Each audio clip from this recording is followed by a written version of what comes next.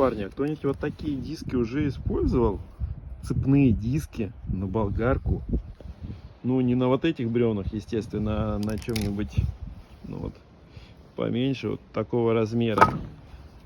Вот два разных диска взял. Диаметры у них разные, но принцип один. Цепь. Ну, что-то я волнуюсь. Может быть, следующего видео не будет. Надеюсь, будет.